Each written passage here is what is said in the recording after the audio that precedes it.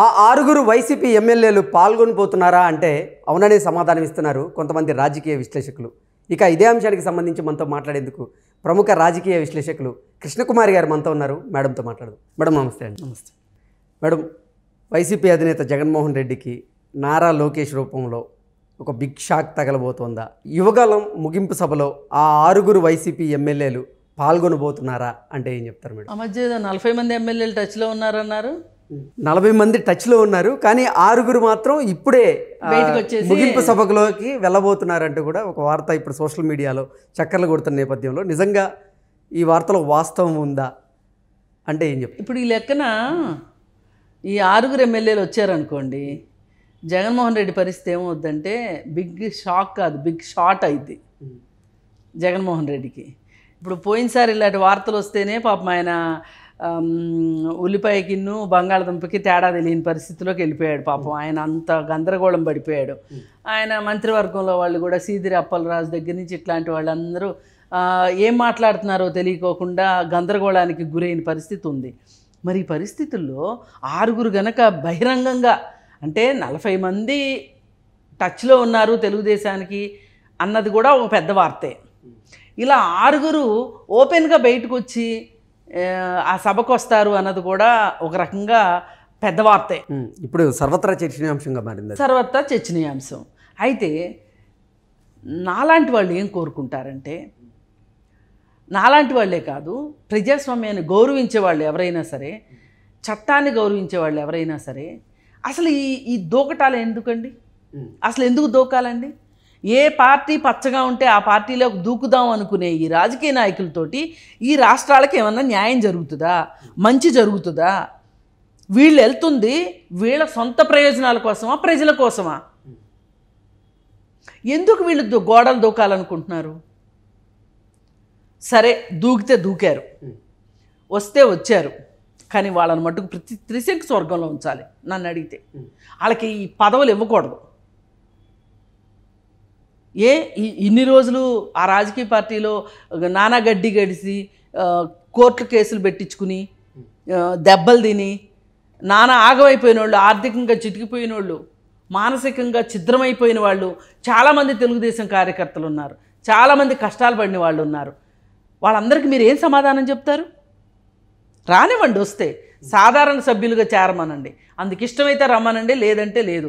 ఆ చెత్తను అక్కడే చావనివ్వండి. ఆ బాధ ఏదో ఆయనే పడతాడు. మీకేం తక్కువ? మీకు అభ్యర్థులు తక్కువయ్యారా? క్యాడర్ తక్కువైందా? ఏం తక్కువైందని వచ్చే వాళ్ళందరినీ, స్వార్థపరులందరినీ ఎందుకు తీసుకుంటారు?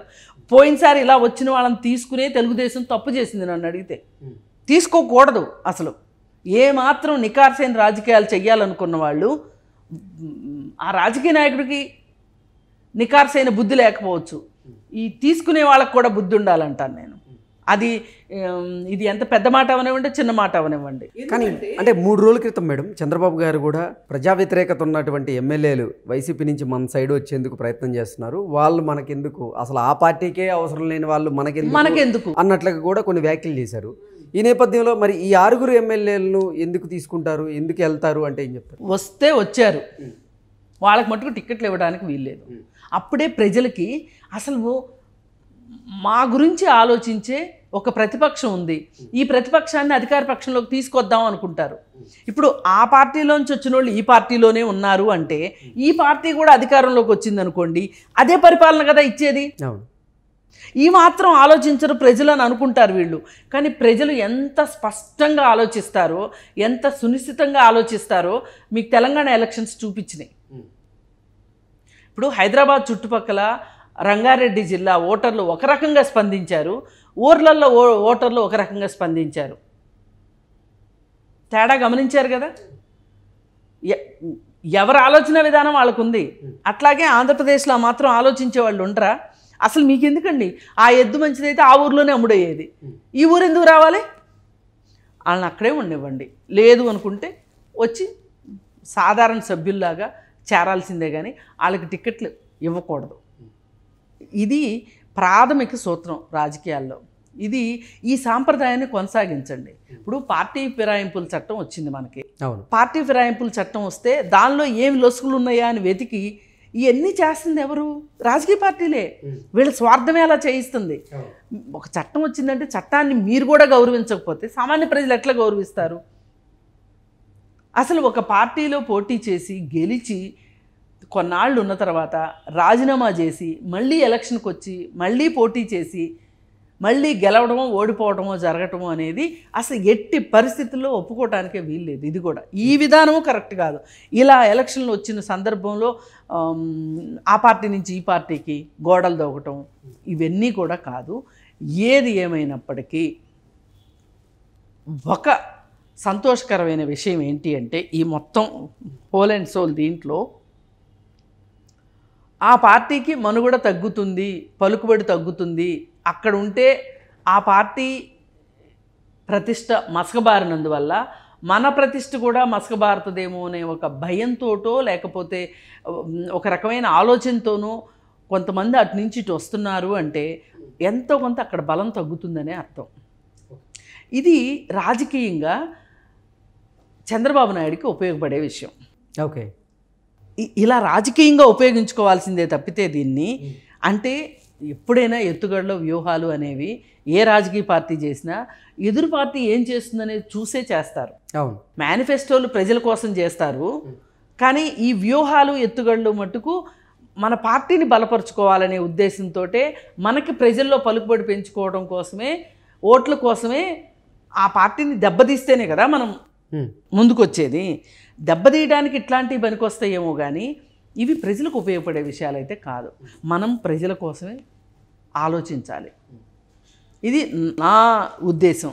ఏది ఏమైనప్పటికీ అక్కడి నుంచి మనుషులు బయటకు వస్తున్నారు అంటే అక్కడ నమ్మకం పోయో, అక్కడ అధినేత అని తట్టుకోలేకనో ఆ ఊపిరాడంతనంతో వచ్చేస్తున్నారు.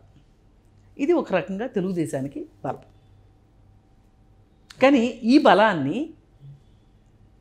బలాన్ని తెలుగుదేశం వాళ్ళు ఓట్ల రూపంలోకి మార్చుకుని వీళ్ళు గెలవాలి. ఓకే, ఇది ఇప్పుడున్న స్ట్రాటజీ ప్రకారం. అంటే ఎలక్షన్స్కి ముందే జగన్మోహన్ రెడ్డికి వైసీపీ ఎమ్మెల్యేలు నిజంగా షాక్ ఇచ్చినట్లే కదా మేడం ఈ పరిణామంతో? ఖచ్చితంగా. అంటే ఓటమి భయంతోనే వైసీపీ నేతలు ఇలాంటి ప్రయత్నాలు చేస్తున్నారా? వేరే పార్టీలకు వెళ్ళేటువంటి లేకపోతే ఎందుకని నేను ఇందాక అన్నది అదే, ఆ ఎద్దు మంచిదైతే ఆ ఊర్లోనే అమ్ముడుపోద్ది, పక్కూరు ఎందుకు వస్తుందండి? పక్కూరు సంతకు వచ్చింది అంటేనే అర్థం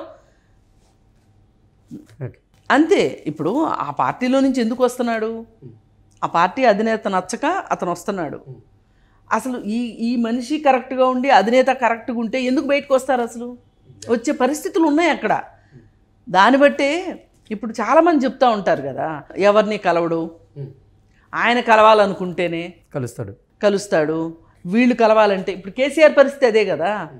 ఇదంతా ఎలా ఉంటుందంటే, ఒక సినిమా చూశాను నేను చిన్నప్పుడు, మాఫియా సినిమా. ఓకే, పెద్ద స్మగ్లర్ ఉంటాడు, ఒక గ్యాంగ్. ఈ కింద ఉన్న వాళ్ళు ఎవరు అసలు చూడరు, ఏ ఒక్కరూ చూడరు, కానీ చాలా సక్సెస్ఫుల్గా పై అతను ఈ కింద వాళ్ళందరి చేత పనులు చేయిస్తూ ఉంటాడు.